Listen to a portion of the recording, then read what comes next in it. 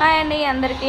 మేమైతే ఈరోజు మామిడికాయ పచ్చడి పెడుతున్నాము. దానికోసమని ఇప్పుడే ఫ్రెష్గా తెంపిన మామిడికాయలు కొంచెం సేపు నీళ్ళల్లో వేసి తడి లేకుండా తూడ్చి ముక్కలు చేసుకోవాలి. ప్యాన్ పెట్టుకొని అది హీట్ అయ్యాక అందులో జీలకర్ర వేసి దోరగా వేపుకోవాలి. ఇది వేగాక ఇందులోనే కొన్ని మెంతులు, వాటికి సరిపడా మెంతులు వేసి అవి కూడా కొంచెం దోరగా వేయించుకోవాలి. ఇవి వేగాక ఇందులోనే ఆయిల్ వేసుకోవాలి. మేమైతే పచ్చడికి పల్లి నూనె వాడుతున్నాము. సో అవి ఎన్ని వక్కలో వాటికి తగ్గట్టుగా ఆయిల్ వేసుకోవాలి. ఈ ఆయిల్ హీట్ అయ్యాక అందులో జీలకర్ర, మెంతులు, ఆవాలు వేసి అవి చిటపటలాడాక అందులో కరివేపాకు, వెల్లిపాయలు, పచ్చి వెల్లిపాయలు వేస్తే బాగుంటుంది టేస్ట్.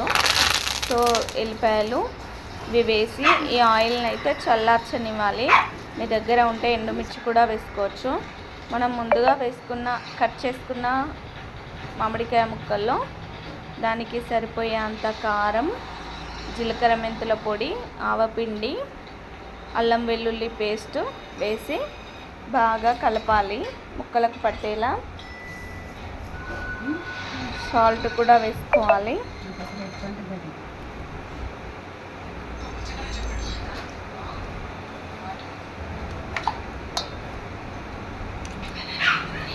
మీరు పచ్చళ్ళు పెట్టుకున్నారా? నాకు కామెంట్ చేయండి. ఇది బాగా కలిపాక మనం చల్లార్చి పక్కన పెట్టుకున్న ఆయిల్ని కూడా ఇందులో వేసి కలుపుకోవాలి. నాకైతే ఈ పచ్చడి కలుపుతుంటేనే నోట్లో నీళ్ళు ఊరుతున్నాయి. సో ఈ పచ్చడి అయితే మా ఫ్రెండ్ పెట్టింది, నేను పెట్టలేదు.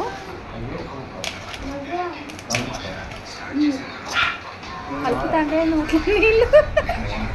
లాస్ట్లో మేము ఈ పచ్చడిను జాడీలోకి ఎత్తాక ఇందులోనే ఈ గిన్నెలోనే అన్నం వేసుకొని కలుపుకొని మనిషికి ఒక ముద్ద అయితే తిన్నాము. చాలా టేస్టీగా ఉంది.